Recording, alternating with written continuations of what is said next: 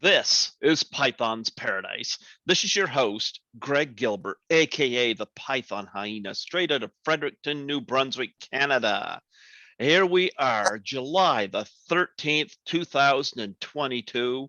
And after 8 hours of cleaning up the hospital, it's nice to wind down and talk about a classic with a classic, classy gentleman. Yes, folks, I give you a fellow actor and musician, Arch Hall Jr. How do you do, Arch?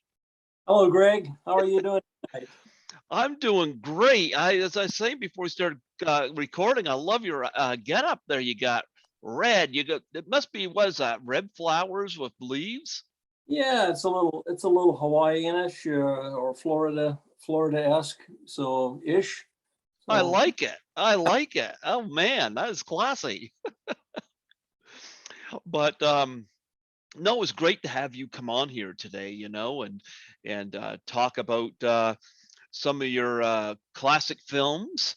And of course, Eegah is celebrating 60 years. I know because I just turned 50. So it's got me beat by 10 years. But before we talk about Eegah and Wild Guitar and the Sadist, I would like to get into your background because I know you're heavily into music, and I know you worked a lot with your dad, Arch Hull Sr. But growing up, were you always drawn towards music and the arts? What got you into that? not really. Greg. When I was growing up, I kind of went through the stages of a lot of kids in that time period. Hmm. I was born in 1943, so I had, I've got early recollections of wanting to be a fireman, Hmm. things. And then around 7 or 8 years old, I latched on to I don't know what triggered it, but I decided I wanted to grow up to be an archaeologist, and that became I very keenly interested in dinosaurs and all this stuff. Could have been a film or movie I saw or something on television. I don't know.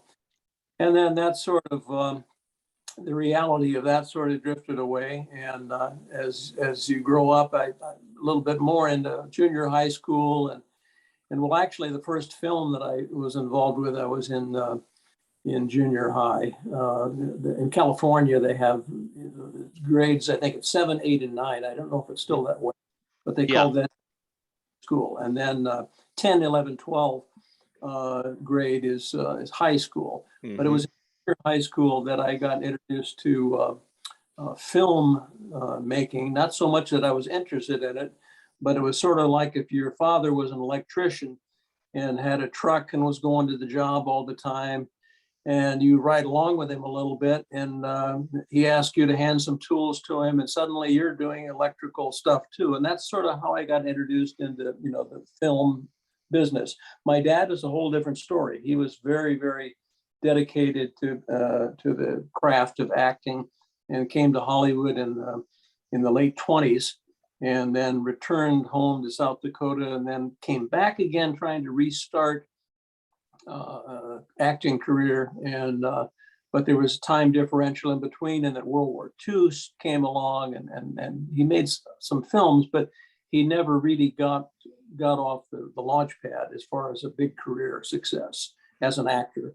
And but like myself, that sounded like fun. I had a young classmate, friend in junior high school in Van Nuys, California, by the name of Bobby Diamond.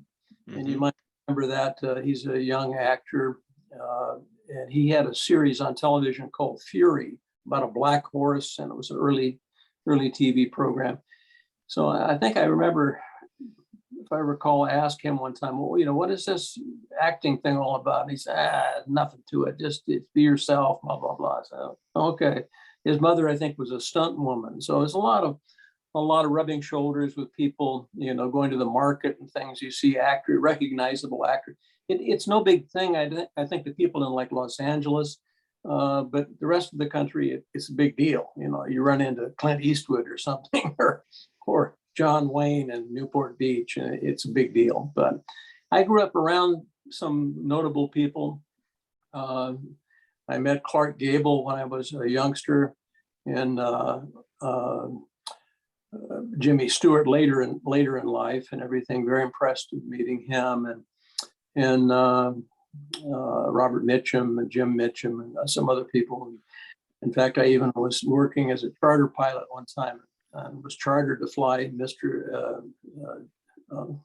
Robert Mitchum and his wife and Sarah Miles down to a private party in Temecula, California. But anyway, I'm kind of drifting off the answer of your question. But I don't really have, and music was sort of a thing when I heard electric guitar. I think the first electric guitar that really riveted me into wanting to pick up the guitar, learn how to play a guitar, was T-Bone Walker, and after T-Bone, of course, I kind of went through the evolution of the Kings, B.B. King and Albert King and Freddie King. Of course, Freddie King had a big impression on me, and so that's kind of my orientation with music and self-taught. My dad taught me a few cowboy chords, to start me out, and that's kind of how it all began. And then later on, running into a classmate of an earlier high school year, Alan O'Day, and a very accomplished musician, songwriter, arranger. And actually, before Alan O'Day was Deke Lucier, better known as Deke Richards in the Motown industry, the music industry out of Detroit. And Deke and I grew up actually as boyhood friends. And he went on to be quite famous in recording the Michael Jackson, first of all, and Jackson 5, and pretty much all the artists and everything. He was an A&R guy as well as a producer, and sort of got into the shaping the sound in the studio, and is quite famous for that. And his also songwriting too. He wrote many of the Jackson 5 songs, but it's always been in my blood as far as, and then kind of guitars are sort of a disease. You can't just have one, you have to have more than one. Yeah. And so that sort of affects me, and I like old guitars and old amplifiers, and I think that's pretty typical of somebody growing up and listening to the music that I listen to. But and I still have an ear for the newer artists and everything, and it's kind of fun. But I don't really play out anymore. If I do some kind of a personal appearance or play with a house band or a backing band, it's sort of nerve-wracking because I have to kind of almost relearn the things that I knew and not be too sure of myself thinking I remembered them, because it's playing the guitar and singing. I'm not really considered myself a singer, but those are all perishable skills, and they kind of drift away if you don't use them from time to time recently. So, but I enjoy it, and I've got a couple of musician friends that I occasionally will sit in with their band or something, and that kind of keeps me sharp. But I love music. I can't say that I'm active or I'm not the sharpest tool in the shed anymore, if I ever was. But I do love being around it and being around musicians, people like it, creative people, actors and directors and writers, things like that. So that's kind of it. You mentioned Clark Gable and Jimmy Stewart, meeting them. I interviewed a guy who actually doubled for Clark Gable, stunt doubled for him part of his career, and spoke very highly of Clark Gable. And I heard Jimmy Stewart was a very nice guy too. I actually interviewed one of the young girls that was in It's a Wonderful Life, which was pretty interesting. What were they like for you to meet? Well, at the time, it happened different periods of my life. I was very young. I was probably only around, I'm going to say maybe 7 or 8 years old when I happened to meet Clark Gable, and it wasn't a planned meeting. I was in a home.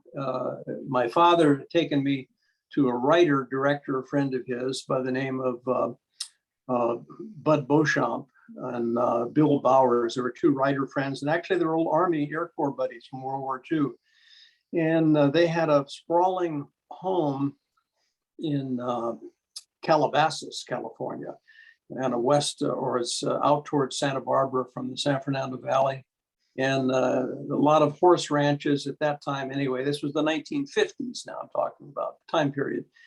And so this was a big ranch, as I recall. It had it was a tremendous setback. You went back almost quarter of a mile even to get to the house up on a plateau. And then there were some horses, and then there was a fence.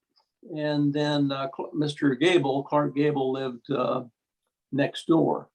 And I remember it was kind of boring, being around older people like my dad and his friends. So I'd go outside and just kind of wander around. And I wandered over to the fence, and I noticed they had some chickens on the other side. And I was, well, you might say, just being a little brat. I was maybe teasing the chickens and getting a rise out of them. And then this rooster came over and attacked me. And then, of course, they were making a lot of noise. And I didn't realize who it was at the time. I think, remember hearing someone say that, oh, Clark Gable lives next door or something like that. But anyway, he was playing tennis. It was a tennis court there. And he turned around with all the chicken noise and walked over, and asked me, are you okay? Well, I stuck my finger through of course, the rooster took my finger and just bit the heck out of it. And I said, oh, yeah, I'm okay. I'm okay. Thank you. And I recognized him, and I said, thank you, Mr. Gable. And, so, oh, it's okay. Call me Clark, so thank you, Clark. So I was kind of awestruck by a huge movie star, even as a little kid, because I knew enough that was somebody in the golden age of the movies. And that was it. I never really had any contact again. Now you ask about Jimmy Stewart. Jimmy Stewart came much, much later. This was about 66. Okay. He had just, I think, just recently retired, or was about to in a year or two. But he had also flown a mission. He had flown actually a combat mission in Vietnam, which kind of finished off his World War II. I think he flew 20 or 25 missions in a B-24 over Europe in two. And then he did something in Korea. I can't remember what it was at the time, but I know he flew one mission, at least one mission, as a B-52F model over Viet Cong territory, and then retired as a brigadier general, I believe. But I met him as a civilian, not as in the military, but I met him in a hangar at night on Christmas Eve. And I had worked for a little company in Burbank, California, and there was a way at that time to get out of where I had to be near the Lockheed Air Terminal complex. I had to get over to a parking area that was quite a distance away, but I could cut through the airport and go through a hangar that was usually open. And then the security doors on the outside, you could go out, but then when you close them, they were locked. So I know I could get closer. It was raining. So that was another thing. I wanted to make it short. So anyway, I'm making my way to my car. It was about maybe 9 o'clock at night. And I'm going through the hangar, and it's filled with airplanes, small private airplanes. And it's kind of dark, but there's maybe a little bit of a security light or something, minimal lighting. But I can see and working my way through. You're kind of ducking under wings and things, and I'm headed towards where I know the door is to exit. And I see a flash of a flashlight inside of a cockpit of one of the little planes in there. And I looked over like that, and I didn't see it anymore. Well, that's kind of strange. I'm wondering, and of course, what races through your mind is, I wonder if somebody's over there trying to steal radios or monkey, some burglar, So I kind of walked over quietly, and it was a Piper Cub, and I turned around and looked, and here's this big lanky guy sprawled out, doing something, fiddling around with the underneath the instrument panel, I think. And then I startled him. He jumped.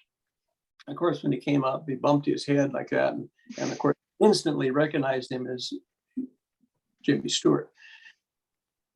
And he said, I said, "Oh, I'm sorry to startle you." I said, he said, "Oh, that's okay. I saw a light over here, and a little bit concerned." He said, "Oh yeah, well, what are you doing out here Christmas Eve?" I said, what are you doing out here Christmas Eve?" And he said, "Well, there was a party in the house, and I made an excuse. I wanted to come out and check the airplane, and something about it. He might have left the master switch on, run the battery." But he said, too many people made him nervous, And later I heard, read and understood that he had a lifetime battle with PTSD, and which, during his movie years, I don't think anybody ever knew that. But I didn't know that. But having too many people and lots of noise and things, for some reason, it wasn't too enjoyable for him, So, but anyway, he said, "Well, what do you do here?" And I said, "Well, I'm working for this little outfit over here, DC-3, flying co-pilot at DC-3. He said, "That's a start." And I said, "I think I just got hired by Flying Tigers. I'm waiting for a confirmation of that." And he said, "Boy, that's a good outfit." He said, "Stick with it." He said, "There's going to be ups and downs." He says, "I'll tell you, in aviation," but he says, "Stick with it. Stick with it. Don't give up on it." And I pretty much took heed to his words there and stuck with aviation. And it worked for me anyway. So, and I don't regret it. So anyway, that's Jimmy Stewart, and very nice gentleman, very warm. I could hardly believe, when I walked away, I said, I wished him Merry Christmas and everything, but I could hardly believe that he's such a normal person. He's not. Oh yeah. I've heard that him and Clark Gable were very nice people, So anyway, yeah. But you've done a lot of film work with your dad. So obviously you had a very close relationship with your father. Yeah. Well, I'm sort of the staff or the available. I'm an only child, so I'm the only. There's no other son or other daughter, and there's no one else, just me.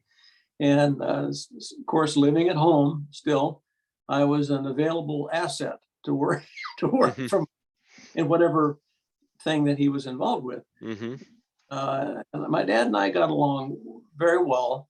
I love him dearly and miss him to this day. But we also had the teenage father and son sort of issues too from time to time, But and I sort of just grew up into that. Like I said, if he was an electrical contractor, I grew up around that. I just felt it was normal. If he says we're going to make a movie or something, yeah, well, I guess we'll make a movie, and he'll tell me what to do or something. So I'll have some duties. And I learned other things other than in front of the camera. I learned quite a lot about the camera itself, how to load magazines and the Aeroflex and the sound equipment, recording, how to operate a boom, different little knickknacks that are periphery around the movie making, and a little bit of writing and directing, but strictly as a guerrilla filmmaker. My dad was, he didn't break some of the rules, he broke all the rules. And he was sort of enjoyed it too. He loved the people. Some of the people went on to do great things, great careers in the industry, and others maybe not. But in his case, he loved them all and loved to be around that electricity of creativity and everything, even on little to no budget type of operations and pictures. But yeah, and he's the only one I've ever worked with, really, other than there's a young man out in California. I worked with him because he asked me to, as a favor, on a film short back in 2014. But other than that, just my dad, you know. And of course, the people that came around him were also like Ray Dennis Steckler is quite a colorful, looked upon now as a cult film sort of genius, or at least very, very talented person, which he was in every possible way. And in many ways, Ray Steckler was almost a very similar, almost a carbon copy personality of my father, except he was much younger. My father, being born in 1908. So, and I'm not sure when Ray was born, but of course he's passed on now. But and now there's quite a lot of interest generated about Ray Dennis Steckler and the noise that he made over the years in doing every kind of conceivable thing, from music videos to full features to kind of porn films. You name it, he did it, and he did it at his own pace, and sort of being the big fish in a little pond. And he enjoyed that rather than proceed on with something else. I think I personally think he just really liked to be a one-man band, like a musician that does everything himself. Mhm. And then recently, just a few months ago, I was contacted by Severin Films. Oh, nice. Yeah. Greg, see, what is his name? David Gregory of Okay. Severin. And anyway, very nice chap. He came to Florida and interviewed me, and we had some fun for a day. I was riding a Harley around, and they were shooting out of the back of a station wagon, and then he had an extensive interview with me overlooking the ocean and talking about Ray and different things with Ray Dennis Steckler, and the film that he was working on apparently is out, because I've seen a trailer on YouTube. So Mhm. it about Ray Steckler, but of course he directed Wild Guitar uh, and played the heavy in it as the character State, and he was in Eegah. He was in the background most of the time, but he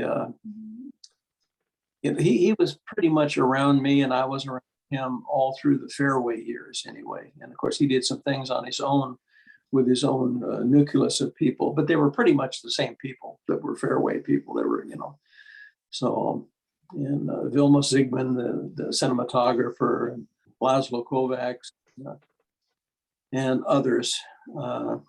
But anyway, it was, my film career, you might say, is pretty short, but it involved some diverse sort of crazy films, and how they came about is probably even crazier.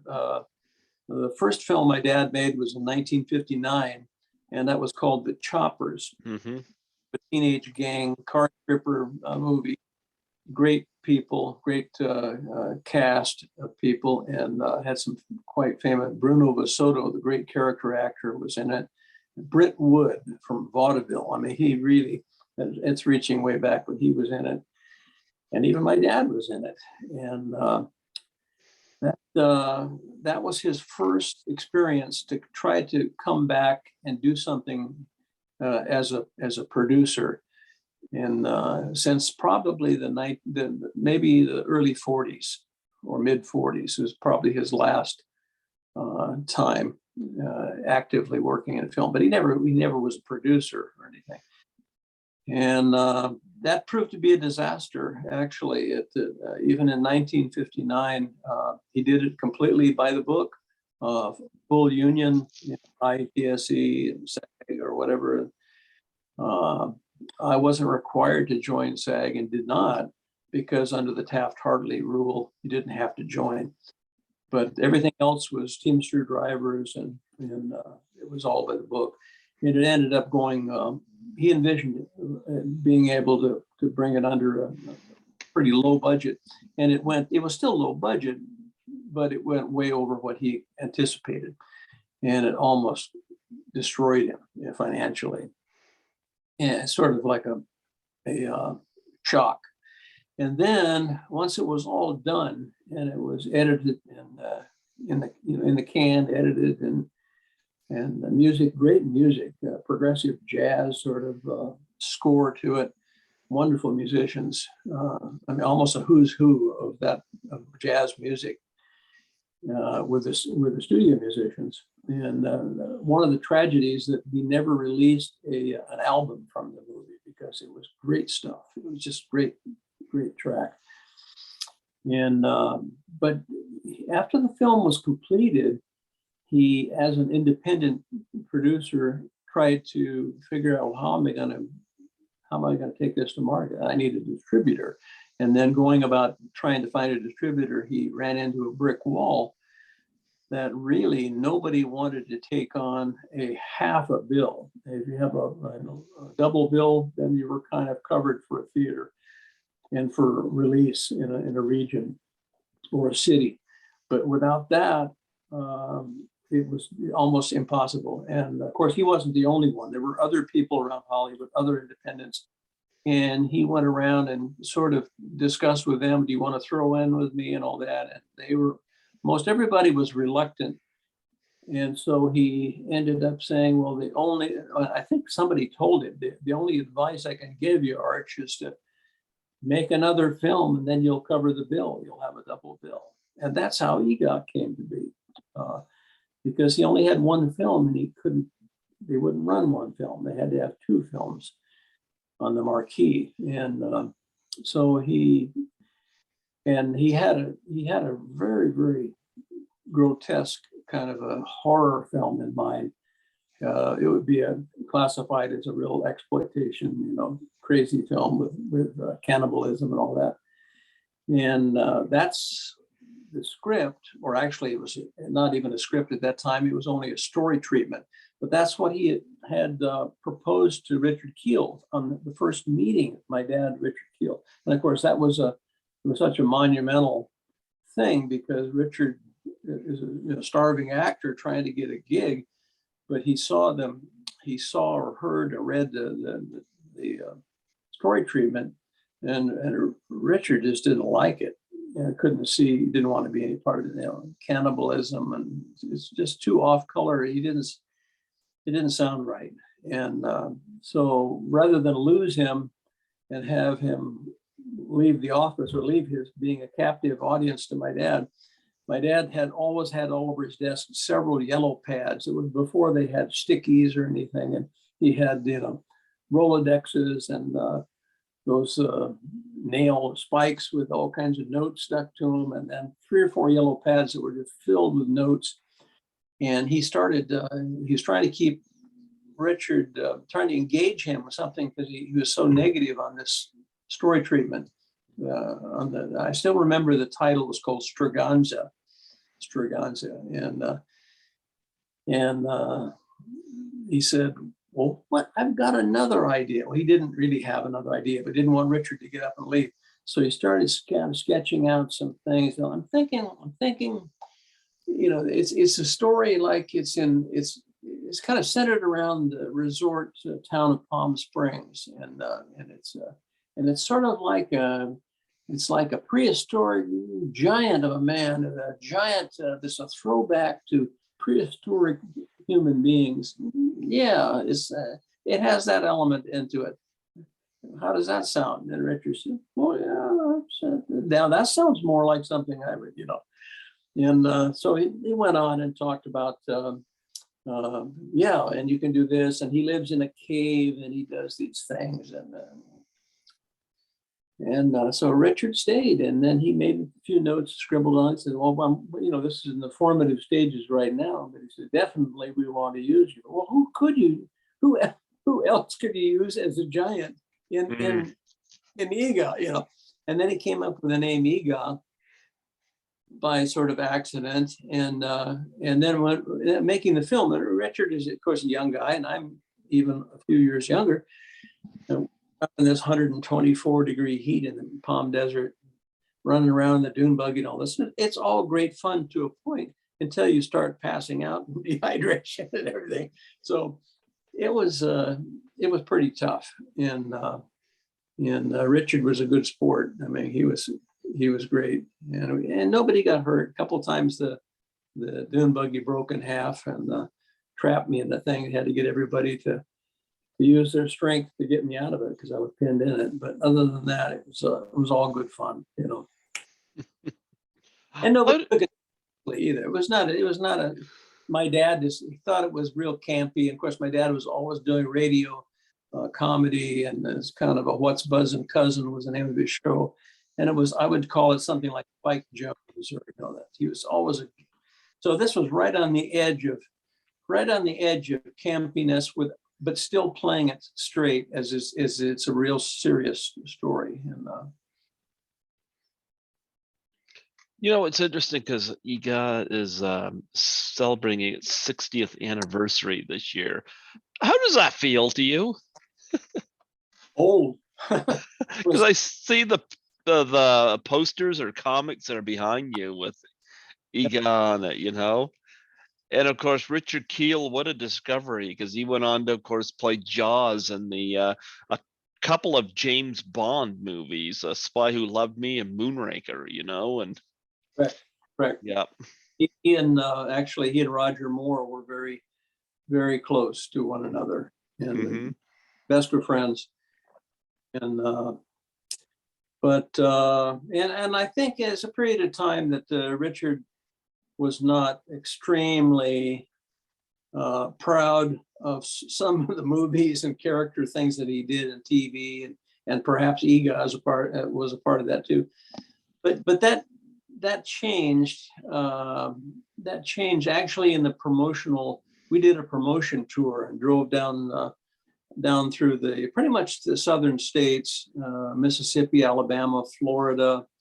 I think we went to Cleveland, Ohio, and some areas of East Texas, and being shy, and even though he had this commanding physical presence, he in his book, I think the title of his autobiography is "Making It Big in the Movies," or "Making It Big," and I think it's "Making It Big in the Movies" by Richard Kiel, and he mentioned that my father had a great deal to do with giving him confidence.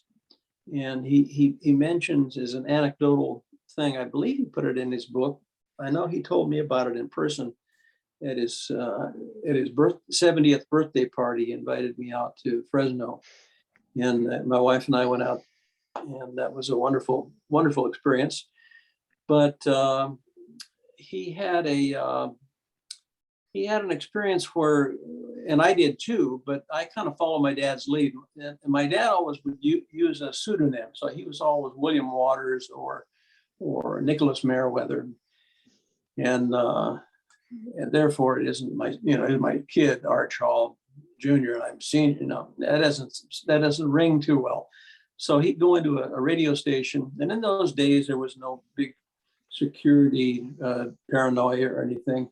And sometimes we'd walk right into a small television station or radio station, and they're right on the air. And my dad, many times, like a local TV station, would have their morning personalities, talking, and the weather man, and usually a guy and a girl sitting down and talking about the local news and everything, doing local news spot or commercials. And my dad would we'd stage it. We kind of got it down to a pattern. My dad would break the ice. You couldn't walk on this as a person. So he would have Richard in his Eegah garb, okay? He'd have Richard just walk into the studio kind of looking around and walk right on the set in front of the camera. This live TV. And they're completely blown. They think, they don't know if it's a gag or what is it. And so they're just they're laughing. They think it's a setup by some other staff. They don't know what it is. And Richard would start sniffing and pawing the hair, with his big, catcher's mitt, his size hands of the woman or young woman there, and so it just created a lot of fun, and then my dad and I would walk in, or my dad would precede me, and then he'd say, "Oh, you come on in there too," blah blah blah. And then we talk about, well, our movie's opening in the downtown theater tonight, and blah, blah, blah. And you'd be surprised. I mean, many times people told us, get the hell out. And but not often. Most of the time, even if we offended some of the people who were saying, we can't go in there, they're on the air live. And we just go in anyway. And, and it all ended, I'd say 99.5% of the time in good fun, and everybody had a good time. But it gave Richard the confidence that you can go totally against protocol. There's times you can go against protocol, and it's a good thing, and it helps you, and it perhaps helps your career, helps your personal confidence to present yourself or your craft or whatever. And that happened to him with Albert Broccoli. The late Albert Broccoli was the first film he made, James Bond film. He came at the cast party and a wrap party, whatever they called it, and he was there with the director and everything, and they wanted to meet Mr. Broccoli and everything. So he had his own little entourage. So they came over and introduced him. And the director, I think it was the director, introduced him, and then they were standing there talking, and then they thought it was going to be a very brief thing. And then Richard said, "Mr. Broccoli, I have a suggestion for you." And it's, and then it might have been the director or one assistant director or somebody, and they said, "Oh, no, don't, let's not bother Mr. Broccoli. He's busy with people now and everything. And actors can't harass Mr. Broccoli." And apparently Mr. Broccoli turned around and said, "Excuse me." He said, "Richard, what do you want to tell me? I'm all ears." And he said, "Well, sir, I'm thinking that the Jaws character that you created, that I'm playing in, was the first film that he did." And he said, "I don't think you should kill him off. I think he should come back as a villain in a second film, in a sequel or something. I know you got probably something in mind." And one couple of people go, "Oh, you can't tell Mr. Broccoli, you're an actor, you're just you're bothering him, blah, blah, blah, blah, blah." And Broccoli said, "Just a minute, I kind of like the idea," he said, "actually." And of course, if he says he likes the idea, they said, "Well, that's brilliant. That's brilliant." And now suddenly Richard's idea is a brilliant idea. So anyway, it was the kindling that lit the embers that became his comeback to do a sequel as Jaws. But he recalled, he said, "I was pretty much scared." He said, "I knew that was going to be resented." And but he said, "I thought back to our old days going through television, radio stations with your dad, and if it wasn't for our Charles Sr., he said, I would have never had the guts to go against all these people that, that really thought they could control me." And right at that moment that he had that golden opportunity to plant a seed with Mr. Broccoli, he planted the seed, and lo and behold, it took seed and it took root, I should say, and he was used in the second Bond film. So anyway, that was and a lot of personal things. I mean, he really, and both of us really, driving across country and staying in motels and doing shows and meeting people and theater owners and like I said, radio station. It was a growing up experience, I think, for both of us. Great guy, Richard Keel was a wonderful, wonderful guy. Mm-hmm. I miss him, but anyway, I ramble on. But no, this is interesting. I love this. People want to hear you, not me. So I mean, I love the fact that you've come and shared all this. Well, yeah, it's 60 years since the release. Actually, 61 years, because it was filmed in 1961, the summer of 1961. I graduated from high school that year, summer, and it was an extremely hot summer in the 120s, and that's the environment that we were filming in, and lots of crazy stuff. And we used some of the iconic places in Palm Springs and Palm Desert, but most of the places that the dune buggy scene and all that kind of nonsense or crazy stuff, that was in Palm Desert, which is another community about probably, I don't know, 12, 13 miles from Palm Springs. And I grew up there and went to high school near Indio in Coachella, California, where they had Coachella music events and everything every year. So 1961 was the year we shot it in. And of course it came out in 62. And then it was the film that was the mate to the Choppers, which allowed them to be booked as a double bill. And up until that time, a lot of people think Choppers was made, it was in 1962. Well, it was released in 62 along with Eegah. That's correct. But that sat on the shelf since 1959 because nobody would touch an indie without giving it just giving it to somebody and losing all control of it. So they came out as a double bill, and then of course it kind of grew interest in it as being so nutty and so crazy and so ridiculous a story, and then becoming a cult film and people copying it and doing sequels to, it's just crazy. It's kind of grown its own networking of fans, you might say, fans or critics.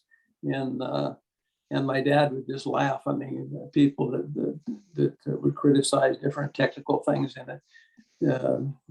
It was, I think the budget, I believe they have in IMDb, the budget was $15,000 for Eegah. And that's pretty true. Some things they have in there wrong, but that's correct. That was the budget, and it was done for a very, very, very low budget. And the shooting with short ends, and some of the short end 35 millimeter, there's no way to tell if the negative, underdeveloped negative is damaged or bad. You take your chance with that, but it's quite cheap as far as film stock. And we got caught a couple times with bad negative, buying it, and had to reshoot things. So, I was gonna say, what did your dad think of Mystery Science Theater,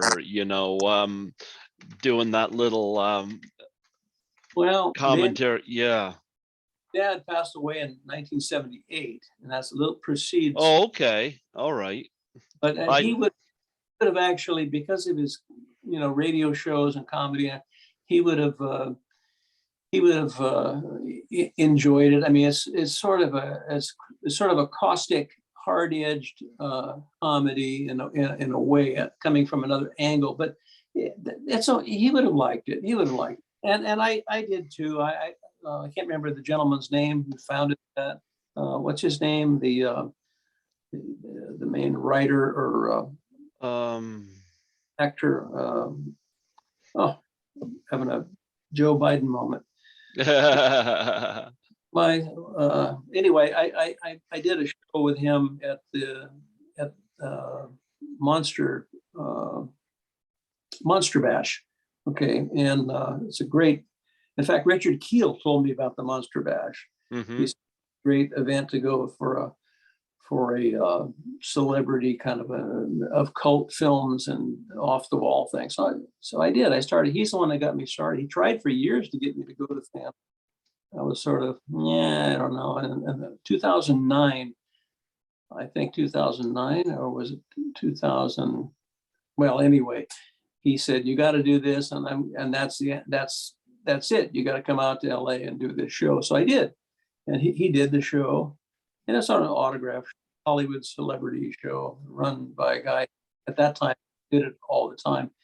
And it was fun, and I really enjoyed it. I met some people that I had known. I met Tony Curtis. He was in a wheelchair at the time, but I got a chance to meet him, and a great iconic actor. There was another couple of Eric Roberts was there, and I went. I'm actually in a movie with Eric Roberts, and I never even met him. A movie called It Wants Blood, directed by James Balsamo, and Balsamo just asked me to film my stuff on my phone and send it to him. And Eric Roberts is watching me on the television. Well, I have. I never met him in person because he came over and I was with my friend Burr Middleton, who was Mhm. did Proppers with me in '59, and he's done many other films and does voiceovers and commercials, and he's quite but he's a little bit older than me now, which makes him really old. But um, Eric Roberts came over and was talking with Burr and everything. I happened to come up. I recognized him right away. And but just in 2000, just before the COVID thing happened, I had contacted Eric to do a short film. I was going to do a teaser trailer on about a drug operation in Southeast Asia, and I have a full-length script, and then had a short script. And anyway, make a long story short, I sent it to several actors and everything, and I understand it's a business, but I'm one of the writers. I co-wrote the script and everything, so I really enjoy when somebody says that they sort of liked it or they like the role, or they're because when somebody says they like the role, chances are they're going to do a good job because their heart's in it. They're going to put their all into it. And a couple of actors, and I won't mention any names, but I was considering them, but they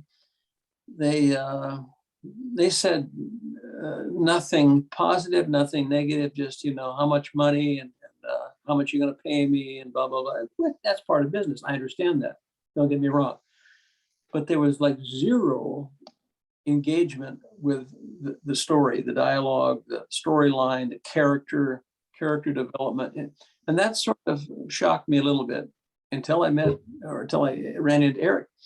And Eric, through his manager, read the script, and actually his manager is one that related to me. He says Eric couldn't put it down. He loved it. He said he just took it home, read it. He said, I want to do that. I want to be that guy. Oh, nice. And Eric is the kind of a guy. He's the kind of journeyman actor. He does everything and every kind of film you could think of: good guy, bad guy, villain, comedian, song and dance, whatever. I mean, he can kind of do it all. So I have great respect for him as an actor. But anyway, that was my Eric Roberts story. But at that same show, I met other people too. I had met, see, who else was it? Well, I met Marilyn Chambers. Yeah, I know who she is. Yep. And I met her. I lived in Las Vegas before, and I had met her and her ex-husband in Las Vegas, and I had bought some things from her, firearms and things that we were into the time, and so I happened to go to her desk there, and she signed a picture for me and everything, and I asked her, "Do you remember me? Do you remember me?" And she's sort of people lined up to get her pictures and autograph. Very popular at the autograph show, but which I think made some of the so-called legitimate actors and actresses a little bit upset because anyway, but Marilyn looked up, she says, "Yes, I remember you, Archie. I remember you," blah, blah, blah, blah. So it was, but for a while it was just, she's like a machine signing pictures and signing pictures. And, "What's your name?" And "What's your name?" And I said, "Marilyn, do you remember me?" Said, so, "Archie, I remember you. Don't be foolish. Don't be silly," or something like that. Yes, absolutely. And I always ask this question of my guests, since you've done the conventions, what's the most interesting thing you've ever been asked to sign? Well, I haven't done that many. A few, and I don't think I've overdone it. I did the biggest one I did, of course, is the granddaddy of them all. It's the one in New Jersey there. Chiller? Yeah, Yeah, chiller. I've never been to that one, but I've heard, yeah, it's a big one. It's almost too big to take it all in. I think people that go there with the idea they're going to spend a weekend, and I don't even think you can get through it all with a weekend, or they get sidetracked, and they diverted. But it was a great. It's a great show, and it's a great production by Kevin Clement. He's the producer, the man behind it all. He does a wonderful job, and but a lot of people are pulling together to pull it off and make it work. But the one that actually and I was there in a room. They have several people, celebrity type people in all kinds of little chambers and rooms, big and small. And it kind of goes on your stature, what kind of where pecking order, what kind of a celebrity you are. But I happened to be in a room, and I was very lucky to get a chance to meet Tura Sotana, the actress that played. Faster Pussycat Kill Yeah, Kill. Yep. yeah, and that was a kind of a classic cult film of all times. Mm-hmm. But her biography, her real life story is so much more interesting than any of the films she ever did. It's a very interesting life she had, and a perhaps tragic life in some ways. But sometimes truth is more interesting than fiction. But she's a very nice, very interesting person. I got a chance to meet her, and I got a chance to play. Got a chance to play in the Saturday. The Saturday they have a music night, and everybody's up there. They have a house band, great house band, the Dead Elvis, and but I had a little bit of as a musician. There were some guys I think they were from Europe. They were like a heavy metal band. I'm saying they were from maybe Germany or Sweden, or I wasn't sure. And I didn't really hear them play, but I think they did get up and play maybe later in the night. I wanted to get up before midnight and do a couple of tunes. But you're a musician, right? You play guitar? Or? No, are you kidding me? No, Well, but I can make noise. That'd be about it. anyway, I had taken a guitar out of a case, solid body guitar, and I put it on top of the case, and I had put an electronic tuner on it, which is it can feel the vibrations, even though there's loud background noise. You can still get the guitar in tune after it's sat in a case for some time. So I had it in tune, and I left the tuner on there and everything, but I laid it on top of the case, and then I went away from it. And around where the guitar case were these heavy metal guys with long hair and tattoos and stuff, which is cool. But when I came back, the guy, Archie, come on, you're on, come on. And so I grabbed the guitar, went up, and the band leader motioned to me, and he plugged my guitar cord into an amp he had there. And I turned up the guitar, and I'm not saying they did it, but I'm pretty sure they had tuned down strings, tuned up strings, tightened strings. They had loosened strings, tightened strings. So the guitar was just horrifically out of tune. And when I turned to look at them, first thing they started to pretend like they're laughing, like a big joke. So funny, so funny. Well, it wasn't funny to me at all, to be perfectly honest. So, and it kind of caught me off guard. And I told the audience, I didn't know what to say, but I said, these darn guitars are supposed to come factory tuned, and this one definitely isn't. So they laughed. And during that period of laughter, I'm working, trying to figure out, where am I bringing this thing back in tune? Some of the strings were way sharp, some were way slack. And so I got it back in pretty good tune, and then tried to go from there. But it throws you, as a performer, someone throws a monkey wrench in you, like it gets you off beat, it gets you off rhythm. And I enjoyed the night, but that threw me off. And I can't say that it didn't. I mean, if I'm playing every night, 5-6 nights a week or whatever, I'd have laughed it off probably. But it takes me so much to get ginned up to do a show and get rehearsed and everything, that it did throw me off, and I didn't appreciate it. But someone else's misery is someone else's fun. So I guess, you know, they had fun, and I had the misery. So Well, you worked with Marilyn Manning in a couple of movies, you know. oh yeah. Yeah, talk about working with her. Obviously, you got on well if you did two films with her. Well, not really. I mean, it's like people, they think that William Holden, not to compare myself with William Holden, but that William Holden and uh, was always had an affair with her, or was close to actresses and leading ladies. And that's not necessarily true at all. And in this case, we just were cast together and worked together, rehearsed together, were directed together, and it kind of worked, I think, in one of the movies, and the other one maybe not so much.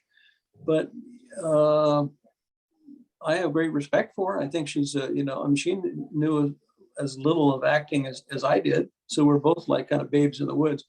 And the director, in the case of The Sadist, the director was so intimately involved, being the writer, James Landis, that he wouldn't tolerate anything other than his way. It was his way or the highway, and he kept us on track on the characters, and sort of, and that's what I think led to the success of both characters. She played sort of a deaf mute, other than when she got shot by accident. Then she yelled out Charlie, and that was her only line in the movie.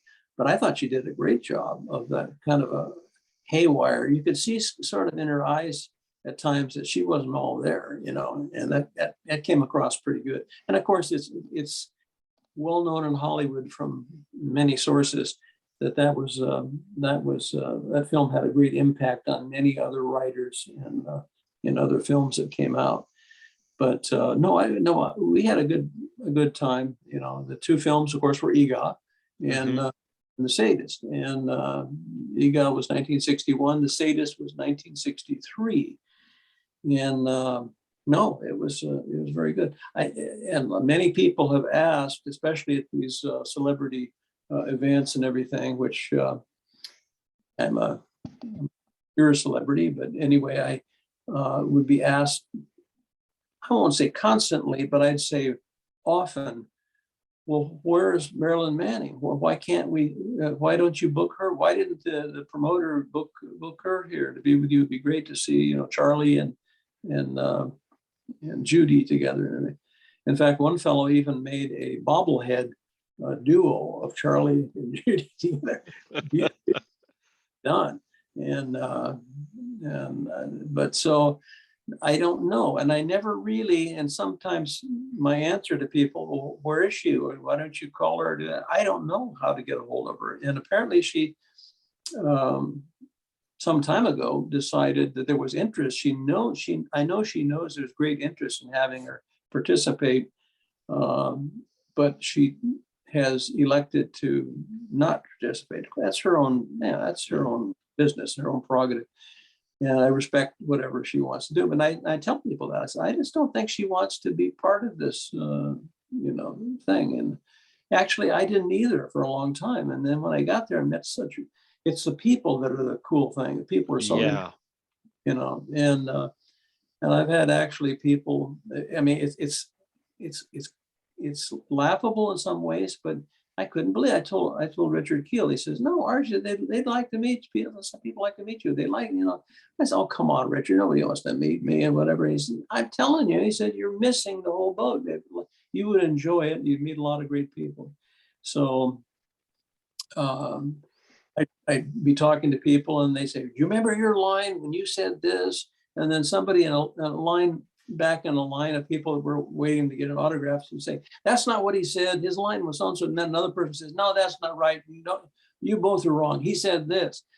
So then they'd all turn to me and said, "Arch, what did you really say? What was the line?" And I said, "I can't remember, but I think it was." "Oh, no, that's not good enough. It's got to be exactly correct for the dyed-in-the-wool cult film fan. You have to know the word exactly, the phrase exactly.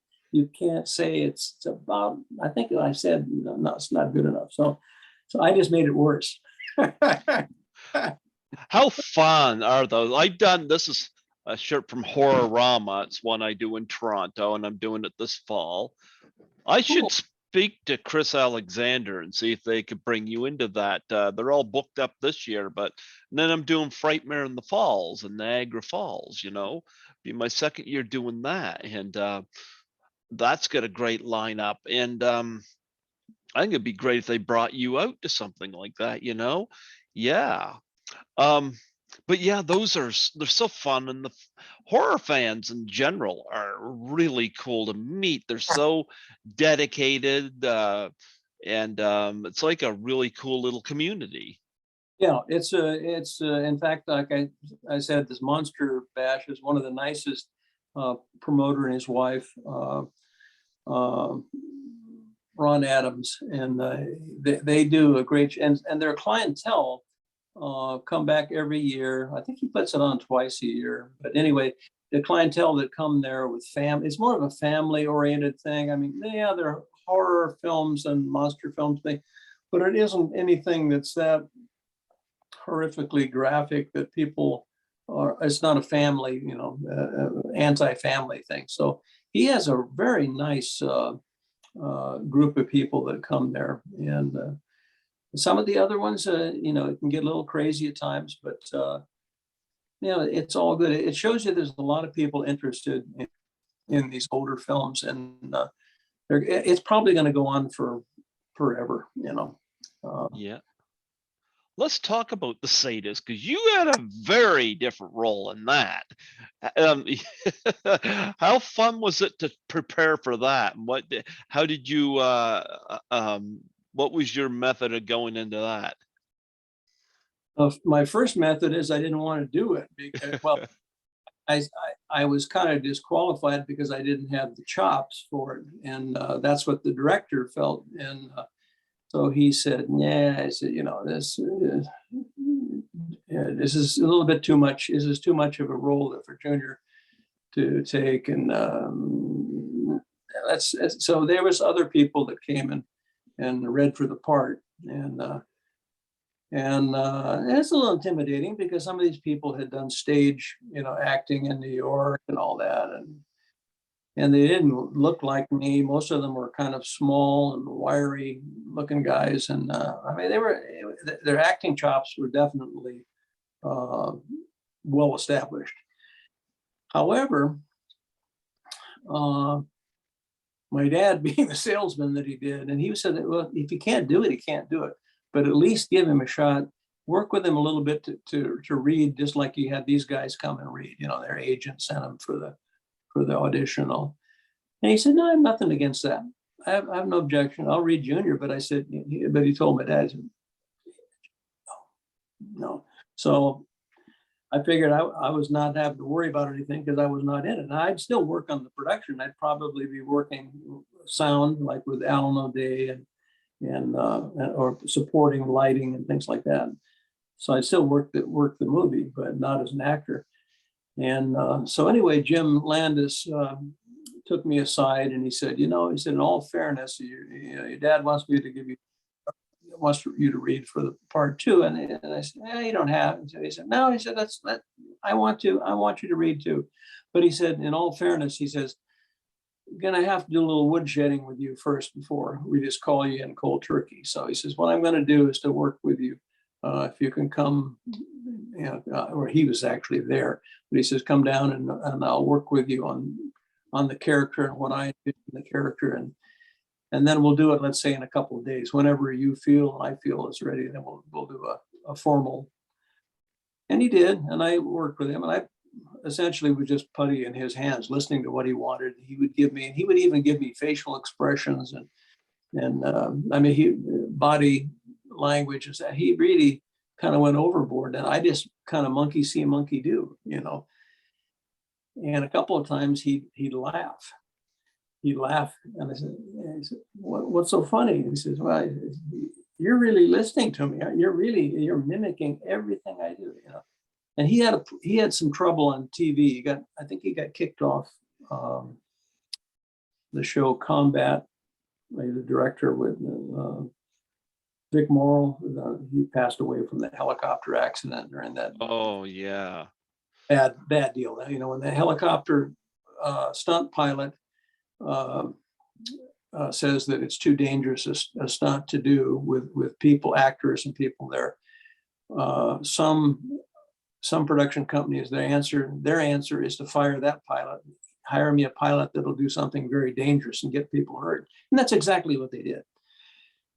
But anyway, he read me for the part and everything, and there was a period of time, maybe a few days or something, 2-3 days, and there are other people coming and they're talking this, talking that, and I wasn't really sure. I don't know. My dad was coercing him or whatever, and I said, and Jim said, "No, you're going to be Charlie." He said, "I've already decided." He said, I know you can do it." He said, "If you listen to me 100% and stick to your guns and not drifting off of the character," he says, I think you can do it, you know. So, but it put a lot of pressure on me because it was always that thing, you know, you can't.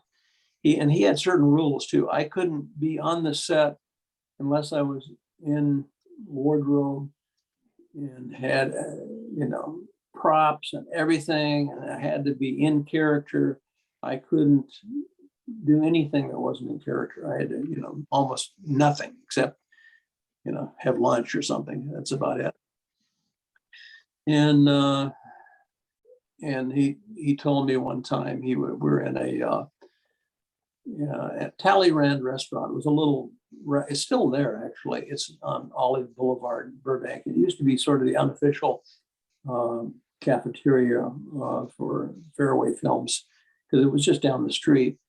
And we were down there one day after the film, and he never told me that I did a good job. I mean, sometimes in a scene would end, he'd be laughing or something like that, or he would look at Vilmos. He would look at Vilmos like that, and Vilmos would give a thumbs up or something like that, and he'd say, "Okay."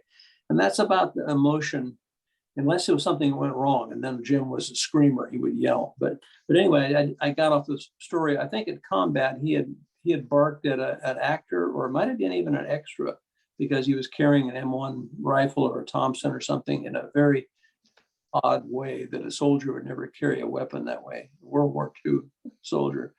And he kind of created a problem even early on, and, you know, hurt somebody's feelings. They were triggered and went to the director and complained that he yelled at them, was mean to them, and they wanted him to apologize to the actor, and he said, "No, that's my job." He says, "I know, you know, I think he was in World War II, and the whole idea is the guy, he looks like an actor carrying a weapon. He doesn't look like a soldier, you know, and there's certain ways, you know, you carry a weapon that a soldier, no, I was correct in no, yeah, but you were too harsh and everything, you know, all this kind of thing. I don't want people, I guess they said, you know, we don't want people hurting people's feelings and being angry or whatever." And he had a big temper, but he may or may not have been fired, but you know, it was a big deal. It was sort of embarrassing because he's hired as a hired gun director for that episode or series of episodes, and it may have hurt his career, you know, or it may have hurt that, you know, he may have been on there as a regular director if it hadn't have been for that. But it was good advice. It's just that he was hardcore. He was a kind of a guy that just if he saw something that was just wrong, he would just fly off the handle, you know. And that doesn't, you know, that sometimes people are too sensitive, you know, for corrective direction. So, but a great guy, great director, great writer. And but anyway, Jim at the restaurant, we went up for lunch, and my dad was gone. I can't remember what reason it was. And we went up for lunch together, and he pushed across. He pushed across under my under the menu. I think it was looking like that, and it was a picture of the famous duo, you know, from the can't think of the guy's name right now, but anyway, the thrill killer or a guy that he sort of was inspired by. He wasn't trying to be like him, but he, and that's what he. Name Oh, escapes me. based a character on Yeah. Charles Starkweather. Starkweather. Yeah. Yeah, because I think that the characters are also based on the Terrence Malick film too, Badlands, I believe, if I remember correctly. Well, it was a thing where a lot of people think, well, it was a poor rendition of, because it wasn't the correct story. It was not supposed to be that at all. But it had some influence, I would say, and inspiration, yes. And Jim just wanted to say, and try to complete my story here, is that he pushed this picture in front of me, and he said. And I said, well, who's that? He said, well, that's, Starkweather. And I can't remember his cohort's name, but anyway, I said, that was the real Charlie and Judy, And of course I remember, because it was only like, I think it was 58 or 59 that they had their killing spree. It was well before, maybe 57, I don't know, but 57, 58, 2 years back. But, and he said, and I said, yeah, really? And he said, yeah. But he made some kind, I can't remember the exact words, it was something like it. But he said, compared to him, he says, you're the badass or something. And he laughed. He says, and they reached over. He said, no, you did a good job. And that's the only time he ever said a thing, good, bad, or indifferent. I mean, he'd correct me if something went wrong. Yeah, we'd stop and redo everything. But he never really told me that I did a decent job, or at least satisfied came up to his bar that he sat in, except in that restaurant that day. And that made me feel good, because that's the whole thing. I was trying to please Jim, please the director. And Judy and Marilyn Manning was the same way. He had things that he wanted her. And it kind of goes back to acting in the silent movie days. If you don't have dialogue, can you have acting? Well, of course you can. But you have to emote and to get things out a different way. And so he worked with her on that concept, and that was something that I don't think either one of us really had been exposed to before. Because she's supposed to be a deaf mute. And anyway, yeah, that's Jim. And so I guess I measured up for for his liking, and that's all I could ask for, so. There was some quite tense moments, especially with Helen Hovey there, where you just flopping her head off the ground there and whatnot. Talk about doing these physical scenes like that. Well, a lot of the things were and a lot of the things were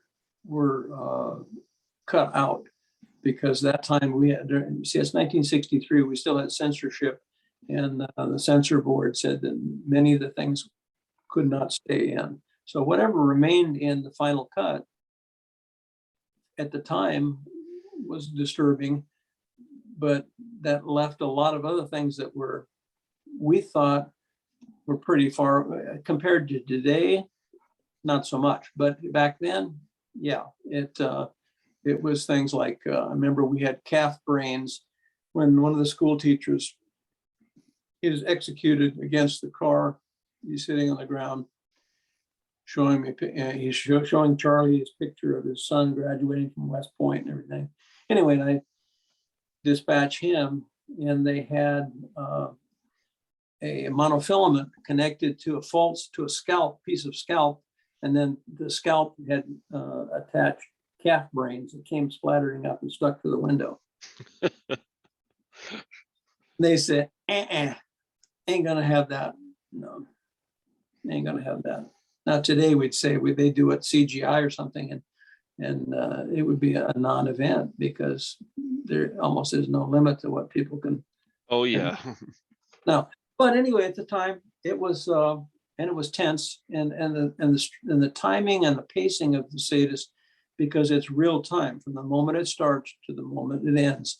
There isn't any flashbacks or dissolves, or it's just like boom, boom, boom. And people, it's like a fire hose, drinking out of a fire hose, and people were exhausted at the end of it. You know? And yeah, so that's kind of my only attempt, you might say, at serious acting, other than something similar to kind of being myself, you know. And Well, what was interesting is you went from being this really nice guy in Eegah to playing the total opposite. Was that a challenge for you? well, Eegah was first, and then the Wild Guitar preceded the Sadist. So Hmm. Wild Guitar was even a bigger gap, or a bigger span of character change. And Bud Eagle was the character in Wild Guitar from Hmm. Spearfish, South Dakota, just a good old boy.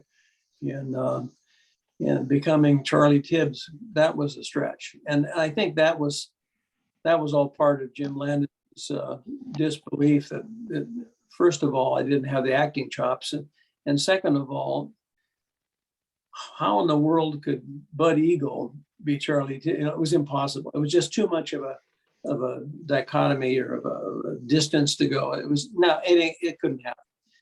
And but it did happen, and it wouldn't have happened without Jim all the way, because he, you know, I give him all the credit for it.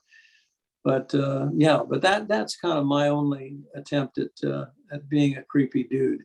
And, Let's and talk about Wild Guitar, because you must have had a lot of fun with that. You get to do some performing in that, and so talk about working on that film.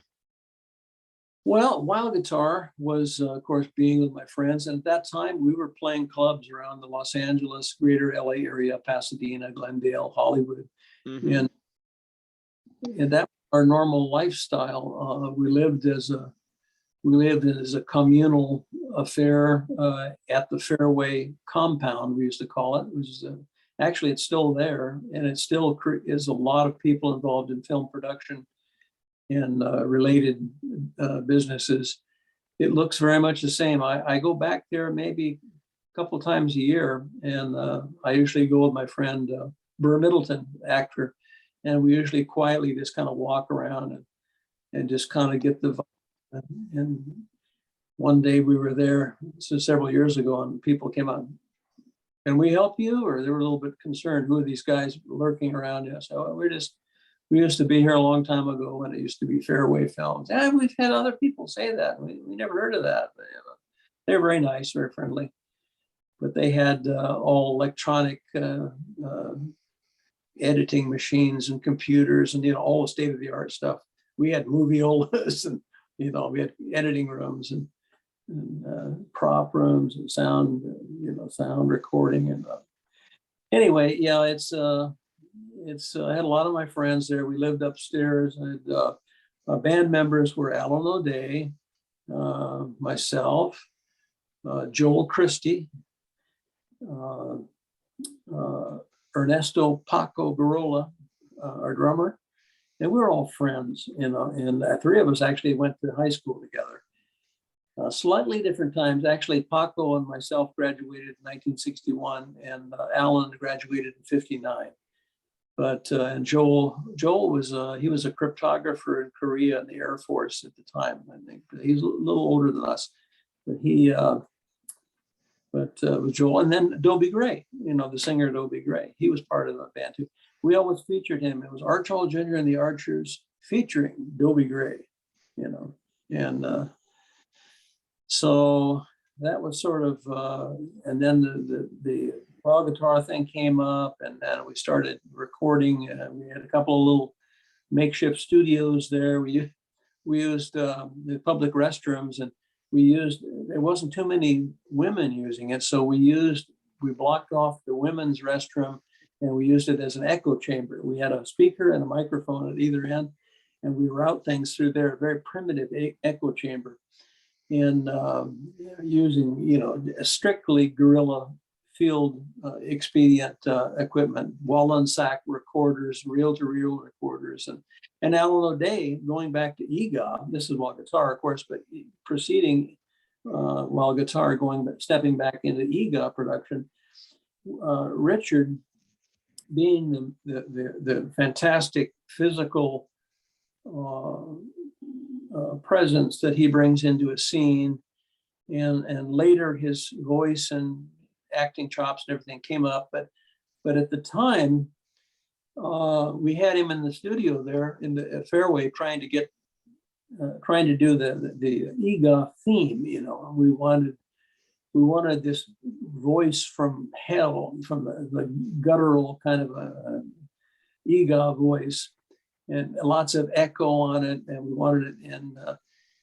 And as great as Richard is pictorially, he couldn't do it. He just tried his best, Eegah, Eegah, Eegah, his vocal timbre. We listened to it back and we couldn't do it.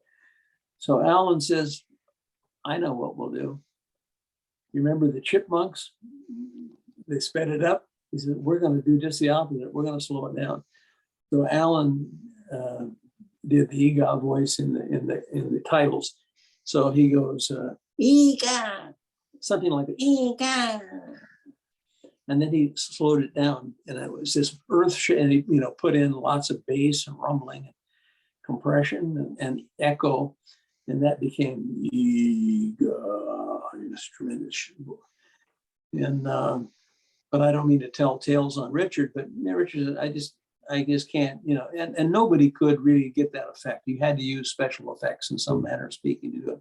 We could have used his voice to do it, but I think Alan was messing around with EQ and things, trying to get a different twist on it, and it sort of worked. But we did, everything in Ray Dennis Steckler. We do the fight there on the old back of the old flatbed truck, stake bed truck, and at the end of the film, and that's when I was up in Las Vegas a few years ago. I was flying a private jet for a family here in Florida, and I was on a layover in Las Vegas, and I had called ahead to get together with Ray. And so I was out at one of his video stores, and we were having a blast there, hanging around, and he was filming it. He was filming. He always had a camera running, and so he said at the camera, and he said, "Arch." I said, "Yeah." I turned around.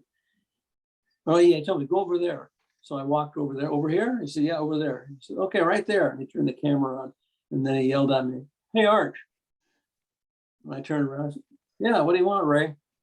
He said, "You remember the night you knocked my teeth out in Wild Guitar?" And I said, "Yes, I do, and I'm deeply sorry. I apologize many times." He says, "Yeah, I know you did, but I just want to hear it one more time." He said, "But it was like 4:30 in the morning, and we were so tired, and we had some kind of problems with camera or lights or something, and we had to do the scene over and over and over again, and we were just beat. And I misjudged and accidentally hit him and knocked his front teeth out, and plus cut my hand up. And but that wasn't, and I just felt awful. So he went over to Vilmos and got some white gaffer's tape, and took the white gaffer's tape and put it in his mouth and stretched it around like that, and a couple times kept spitting blood out, and then we finished the scene that way. And he went to get his teeth fixed the next day. But that's what sort of guerrilla filmmaking is, And he wouldn't let me forget it too. I mean, I kind of wanted to forget it, but yep, Ray Dennis Steckler, he's the real deal. So You get another couple of films you did as well, The Nasty Rabbit and Deadwood 76, and that pretty much completed your film career. yes. Yeah, talk about those two films. Well, they're pretty diverse. The Nasty Rabbit was sort of, I would say everybody was laughing and having fun with each other, and kind of a film was being made in the process. Uh, Laszlo Kovacs, he played he got the big kick out of playing in just one of the fast cut scenes. He wanted to be, I mean, why does somebody want to do this? But he wanted to be a nitwit hillbilly with no teeth in front, his teeth blacked out and everything, and chasing a chicken around, grabbing a chicken, tearing the feathers off of him. And so that's what he wanted to do. Everybody said, yeah, I want to do that. So that's his thing. And Liz Renee, of course, she was in it as well. Richard Keel was in it as well. And we had great fun, and it was a good time, and a lighthearted, silly comedy where my dad actually plays three characters. He plays an FBI supervisor, some kind of government G-man. And then he plays a Russian submarine commander over the top. And then he plays, I don't know how you say this nicely. Well, in drag, he plays a very ugly woman. I bet you never let him forget that. That's a kind of zany sense of humor that he had, which sometimes people didn't really know. So when you said, would he like mystery science, fiction, theater? Yeah, he would like anything that's all, you know. And Deadwood 76. Deadwood 76 was something that was more born out of his background in South Dakota. It was filmed predominantly in the Black Hills and the Badlands of South Dakota. And that's where my dad came from, and the Pine Ridge Reservation. And so it was very close to him. Lots of real Lakota Indians as extras. But because it was sort of out of sync, Westerns were at that time not very popular, and independent Westerns were probably lesser popular. It was well done, I think, in most cases. The story was good. It was an anamorphic process. What's it called? Not Cinerama, but Technovision, Yep. which was anamorphic half frame, and it was really. It was something that should have, it played well and everything, but it just never was marketed quite right. And then it was, and then there wasn't, like you said, 6 films. There wasn't quite enough films to put together as a package for TV. So there had to be another couple in there. And one of them was the Magic Spectacles, which I wasn't in, but my dad did that. That was sort of I'm not going to say a soft porn. It wasn't any porn at all. It was like a little nudie, kind of a nudie cutie thing. And then there was a film that he still was short, is a film that he acquired called Fall Guy. And that was one of the films that the director or the cinematographer, Vilas Lapinex, that he had filmed too. He did several films in Hollywood. I think he passed away in the 80s. But that was a film. So that became part of a package that was christened Vanguard. It was Fairway International Films presents Vanguard 66, 1966. And that was a package that was sold to television. And by a fellow that my dad ran into at promoting and, kind of packaging and everything. He did a good job. And that's kind of when everything started to come unraveled, and sort of near the end of Fairway, and Fairway sort of disbanded and went to the wind. But that's the story. It's interesting because you're into music, you're a musician, you're an actor. but I find it fascinating that you're a pilot as well. Yeah, I can walk and chew gum too. Yeah, Well, that's sort of. My dad is a pilot as well, mm-hmm, but he never made a commercial career interest out of it. He flew in World War II, mm-hmm, and he went through what they call the CPT, civilian pilot training, and then he was transitioning to would either be bombers or transport, something like that, because he was too old for fighters at the time. He was in his 30s, and they thought if you're in World War II, if you're in your 30s, your reaction time and your whatever it is that they were thought of at that time, you're just too bloody old. You could never fly a fighter. Well, now we know that's completely not correct.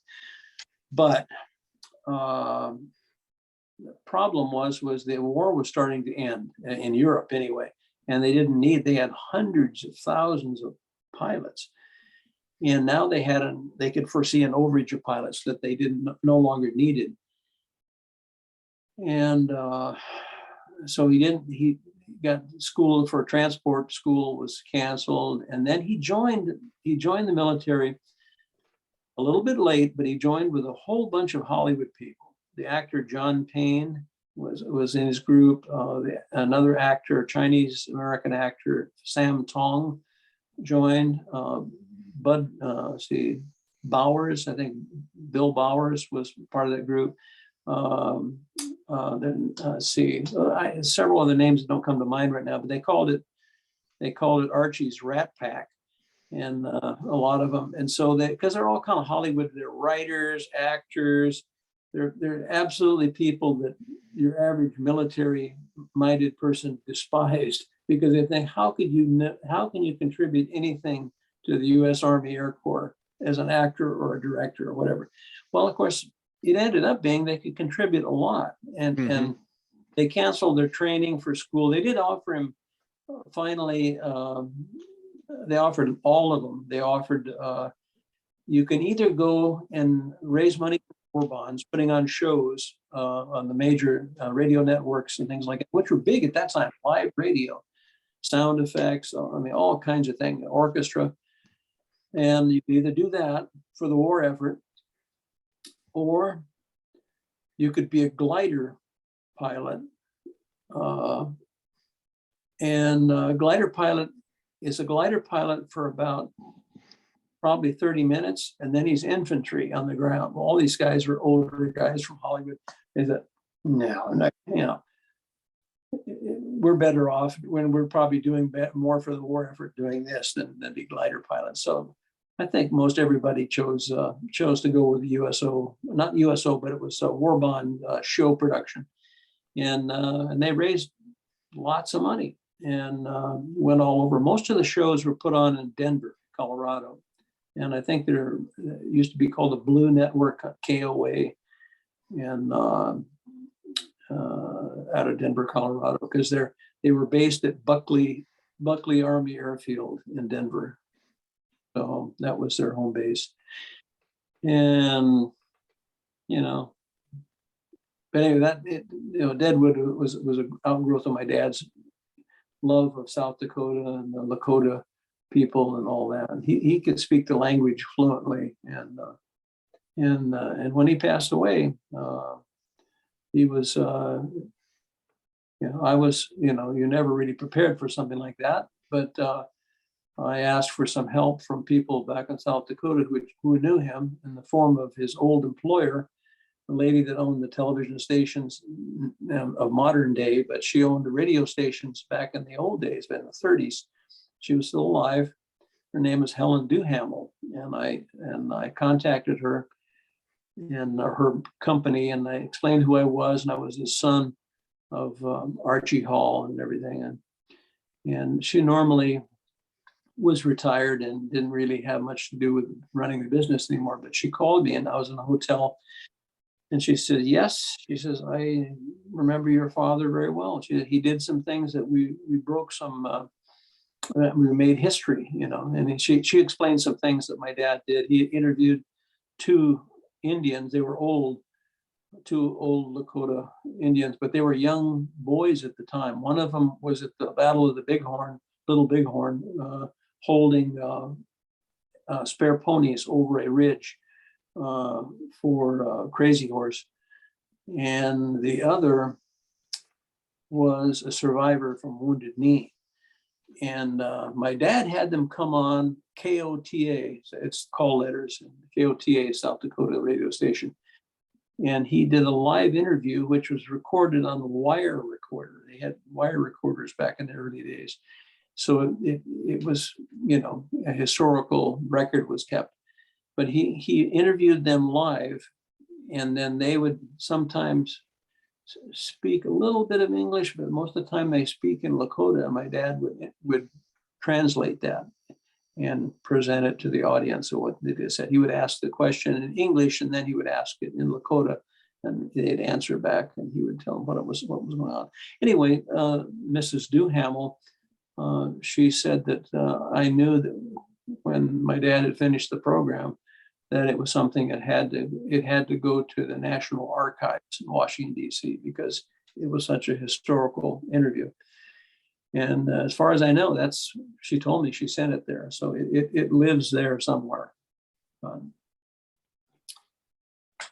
Yeah, that is fascinating,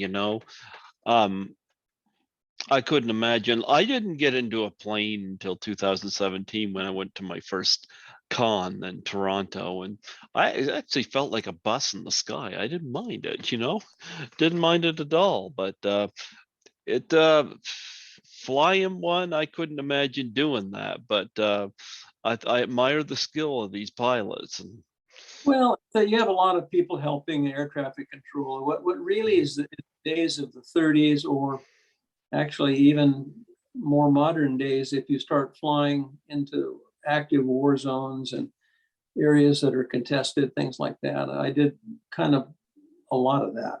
And a lot of it's luck, and a lot of it is skill, and a lot of it is teamwork. But yeah, it's a dangerous environment and all that, especially people shooting at you and everything. I've never had more than 279 bullet holes in my airplane, so that was the top number. And I say wow. that in jest, but it was, and I was a volunteer crew member. Actually, at that time, I was as a flight engineer, not even a pilot, but a flight engineer on a DC-8 into taking off out of Vietnam and going into Cambodia at the very last, before both countries collapsed into communism. And lots of people shooting in both venues, shooting on takeoff from Saigon, and then shooting on approach into Phnom Penh. It's just what they do, but in the weaponry and everything, there were some nasty weapons. They had surface-to-air missiles and things like that up north, but down south, and the Khmer Rouge didn't have those at the time. Nowadays, with the upgrades and the man pads and everything like that, it would be sudden death. So as soon as you know that there's man pads and radar-controlled anti-aircraft in an area, it becomes a no-fly zone to all but military aircraft that have lots of countermeasures and electronic trickery, because it's to civilian aircraft, it's just suicide. So back then there was an element of, bob and weave and lie about your altitude and fly a little bit crazy, and you'd survive. But today, that's almost 50 years ago. No, today you could never make it. Now you've got fire and forget weapons and loitering munitions. I mean, what the hell is that? So there's too many gotchas today. So you're pretty much dead meat today. Wow. Well, what do you got coming up? You still in any? I guess you've been out of the film industry, but like, but I know you get a web page and whatnot. You want to plug that on here? Well, I don't really. It's kind of is up and down. I think it's still probably on the internet. It's not active. It's sort of an inactive thing. So I can't really direct people to that. Most of the time I'm kicked off of Twitter, and because I'm just not woke enough, you know. I just can't see the light of day. So I think I think I've still got about 3 more weeks of being reprimanded from Facebook. So, Oh, but gee, none of us are woke enough. You know, what? Excuse my language, but what a shit show it is out there now. You know? yeah, yeah. But Yeah.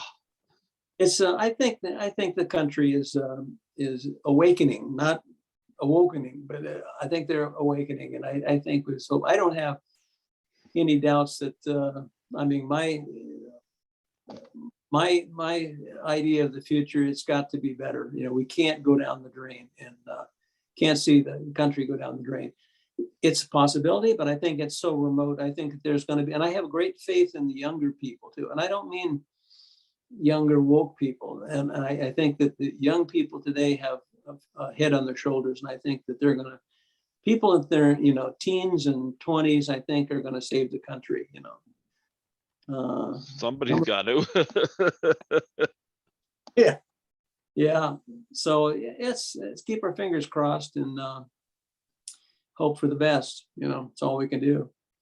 Yeah. Well, hopefully you get back on there, but I try to stay out of the political stuff, as best I can, which is probably why I managed to avoid being kicked off. But I've had a couple of guests on here that I don't know who's been kicked off more. Yep. But Well, I don't get into it. yeah, no, it doesn't pay. But when one of the major battle flags that the Ukrainians are using has a swastika on it, and they go into battle with that flag, and yet if you posted that on Twitter or Facebook, they said you're breaking their community standards. And they gave you an option to say, well, if you disagree with that, explain why. And I said, well, because American people need to know what they don't know, and they're being Hmm. sold a bunch of propaganda. And this is a battle flag they're going into battle with, and of course their viewpoint, a non-answer. It's just like, no, no, you're wrong, we're right. No, no. So Wow. They're so full of it. yeah, Yeah, they're trying to control. I don't like being controlled. I don't mind going to work and having a set task that I'm supposed to do, stuff like that. But this whole thing, you gotta agree with me, or agree with this, or agree with that. I'm like, play that with somebody who gives a crap. I don't, you know. well, I if you got a job and it's working for you, kind of develop the attitude of get along with your coworkers, and as they say in some of the law enforcement jobs, do your 8 and hit the gate. Yep. Home with you, or animosities or bad feelings or anything. Yeah. Yep. But I enjoy doing this, and how fun it was going back. And you were a great interview tonight. I didn't know what to expect tonight, and I remember you were saying one of the emails, I don't know how much of this I remember, but I'd say you remember quite a lot. You were wonderful on here tonight. Well, thanks. I hope it's of interest to some people out there, because I know it's important, and it's kind of thrilling. I mean, maybe that's a silly word to use, but it is a little bit thrilling to me to see somebody that's certainly too young to have ever remember seeing films like Eegah in the theater, but they Yeah, it know was released 10 years before I was born. about it, and the fact that they know about it in and of itself, is a sort of a marvelous mystery. And I know it's due to many things like mystery science fiction theater. By the way, I got even with him, and I still can't remember his name right now. But I'm not doing it for spite, because I like him. But Ron Adams set up a thing where actually he didn't. I know his name, but I can't have it on the tip of my tongue. But anyway, he had was going to appear there at this show, and at the same time I was going to appear. And so Ron Adams, the promoter, had arranged for the tables that we sat at. You know, celebrities will sit at a table and they have photographs and things like that. And so he had our tables put together. This is the Mystery Science Theater Yeah. founder and a wonderful guy. Anyway, and then I sat next to him. Not that we had anything to do together, but it was that connection. And they thought that Ron would maybe have some fun and maybe there'd be some interaction that they could have fun with. Well, this fellow, the founder and the MC of Mystery Science 3000 or whatever it's called, he initially didn't feel comfortable. He thought, well, you know, this guy is, I don't know. I don't know. You know, Arch, it looks like maybe I just don't feel comfortable. I don't feel safe or comfortable. You know, so he asked Ron, asked the show people to rearrange his table, which they did. Of course, they didn't want him to feel uncomfortable. But later on, I guess Ron went to him and said, you know, you're completely out to lunch. He says, Arch is he's a nice guy. He said he would love to meet you and work out. So he said, do you think so? After all I've said, everything, he says, yeah, I think so. I think he's being part of the public domain that goes with the territory. But do you think he's not going to get pissed off? I mean, he said. So anyway, he came over and he said, you know, I just talked to what's his name, and he said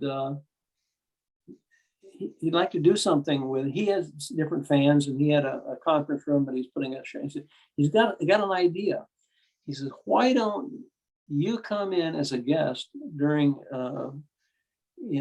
his time with his fans and everything, listening to his spiel about Mystery Science, and he'll call you up on the stage, or you'll just go up on stage, and he is going to say a few things, whatever like that, and then we're going to have a big lemon meringue pie, and you're going to just smash it into his face. He said, how would you like to do that? I said, I love that idea. I said, I love that. And he said, well, it's okay with me. So we set it up and we tried to play it as real as we could. And the crowd went nuts. They just laughed. They laughed their, heads off. And but we had a good time. And so I think there's no hard feelings between either one of us. I certainly got even with him for anything that I didn't like. But he, then at the last, something I will mention that kind of baffled me. I began receiving calls from fans, you might say, and messages through Facebook and everything about, Arch, are you going to be on the Eegah tour? Which one are you going to be? Which one are you going to be on? Are you going to be all? Because I want to book my hotel and I want to make sure you're there and everything. Eegah tour. Oh, wait a minute. What are you talking about? And he said, the Mystery Science, they're putting on the Eegah tour this year. Blah, blah. It's a few years back. And I said, nobody ever called me. He says, they didn't call you? And this is the Eegah tour and you're not invited? No. I can't believe that. And so I said, well, maybe they will sometime, or I don't know. And maybe they just don't want to for whatever reason. So no one ever called me. And that was kind of baffling because a couple of people went and they said, it was there were some things there that were said. They said that you would be well not to have gone. They said and they said, it wasn't about you so much. He said, it always kind of razzes you, but he says, nothing that you couldn't shake off or take. But he said, they got on Richard Keel real bad. And they said, we know you really loved Richard and you were very close friends. And now that he's gone, I don't think you'd have liked that too much. And I said, nope, I wouldn't have liked that. They said, better you didn't go. So anyway, it is what it is, right? It's showbiz. It is, yeah. But I don't know. I like them, but sometimes you gotta be careful with stuff like that. But I love the whole pie thing. That's my favorite kind of humor too, is that old slapstick, so it works. It really does. yeah. But anyway, I know another couple of podcasters I'm going to try to connect you with. I think that would love to have you on the show, and they'll treat you well. You know. Yep. Well, it can Yep. be great, and I enjoy it. If it works into my schedule and everything, I don't mind. And if it's guys that you know, they're good guys and everything, sure, I'd consider anything. That's Yeah. fine. So I I wish would. I wouldn't set you up with people that were going to embarrass you. So yep. well, So I. it's hard to embarrass. It's just that there's a lot of very weird people out there, and as long as they're good folks, no, I'm all for that. And but like I said before, I'm just amazed and astounded at how many young people see these crazy old movies, and cool, you're the guy that, yeah, I'm Eegah boy, and yeah, that's so cool. Well, I know a few that I think would like to interview you. I'll tell you what. I'll connect you with them, and they're good people. They'll treat you well. So yeah. In fact, one of them actually mentioned you guys as I'm trying to get somebody from that, and here I had you.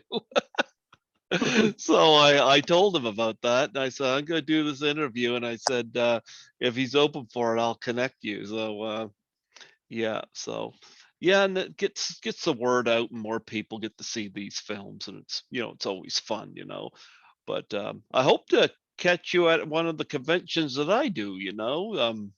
I don't have a passport, so I'm never in the States. But with my work schedule being what it is, I know I'm lucky to get a couple of weeks in October. But I'm looking forward to going down there for those, and I hope they get you out to one or two of these. Well, I'm could be open for I'm open for suggestions. I think a lot of good people at these events, and it's a good way to blow off steam, and people enjoy themselves, get away from the misery of reality, that we live through every day. So, but anyways, pleasure, Greg. I enjoyed it, and I wish you well. You maybe play a tune and get lure Marilyn Manning to one of the. I tried to drop the hint, and the hint was never picked up. So, I got the message is leave me alone. So I respect that. So, She's playing hard to get. Well, we're glad you're open to it, and I'm so happy to have you come on here. my pleasure. My pleasure. Yeah. Be- Before huh? I think someone told me once, and I don't know if it's true or not. I didn't try to confirm it, but they said that Marilyn Manning had become a psychiatrist or a psychiatric worker or something. So or a psychologist, maybe something in that mental medical therapeutic kind of world. So She probably didn't want to deal with a guy, that might be hard on psychiatry. Probably didn't want to deal with the guy you played in Sadist. That might drive her mental. You and Richard Keel go in there, and when he was alive, when they're like, we have problems. She's like, yeah, I don't have solutions. I think but I think she's well aware that people have asked for her numerous times, and so there's interest out there, and she doesn't want to follow up on it. That's her decision, and I respect that. So, Yeah, absolutely, absolutely. Do you have any charities that you want to plug and promote on here before we let you go? uh, that's catches me off guard. Well, I always like to let people, if they got charity or whatnot, if there's something that's dear to them that, I usually ask and see if there's something that, well, there was there's Father Flanagan's is one. Uh, I guess Father Flanagan's Boys Home. I got a thing from them the other day, and I guess I had made a donation to them some time ago, and I can't even remember where it was. I think it was I think it was in Thailand. It was, Hmm. uh, yeah, but that caught me off guard. I'll try to relay to you if I can remember it Hmm. exactly. Yeah. Not Well, really. y- yeah. Well, I always like to see people, and I know it's not part of the film industry or whatnot, but it's I like letting people do that, and they usually enjoy it. But before I let you go, would you mind doing a plug for my show? Of course. Just state your name and say you're listening to Greg Gilbert on Python's Paradise. Okay.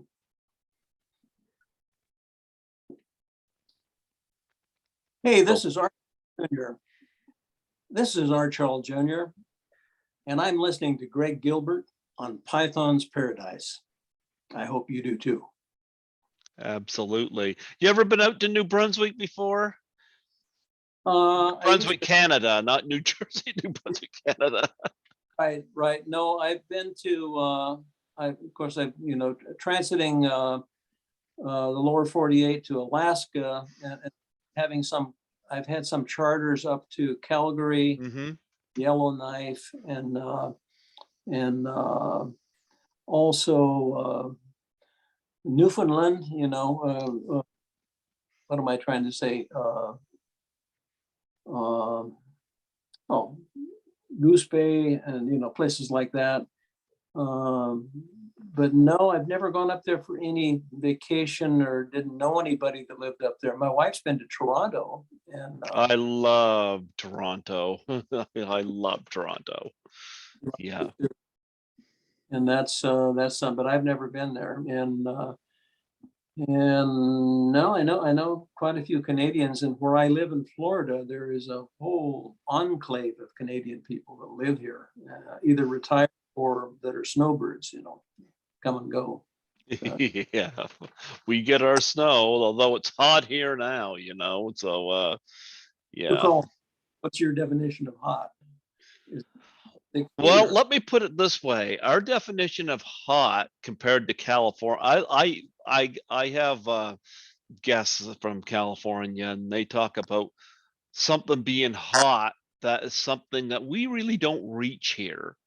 But something we might consider hot, they're all bundled up for. yeah, And I joke with them. I say, because I've heard stories about people from Canada getting off a plane in California. They're in shorts and shorts and t-shirts, and people in California look at them and like, do you need some clothes? It's freezing. it's different story. I'm so acclimated to tropical weather too that I rarely, go around in anything but shorts and flip flops and things like that. This time of year, anyway, because it's 91, 92, or at least 85, which is probably extremely uncomfortable for a Canadian. So Well, I don't go around in my shorts because I don't want to I don't want to expose people to that. It's bad enough my poor cat has to put up with it. But anyway, you know what, Arch? It was so wonderful having you come on here. You were a wonderful guest tonight. This was I didn't know what to expect, and this was better than I could have imagined. You were a great guest. well, I hope you enjoyed it, and I did myself. Hmm. Always kind of dredging up old memories and everything. I think it's therapeutic, and I enjoyed it as well. So Well, you know what? I'll connect you to some others as well. I think that I got some good people that would love to have you on their show, and I think this would be wonderful. But thank you so much thanks, Greg. again for coming on here. Be good. Absolutely. God bless you. Adios, and God bless you. Absolutely. Take care.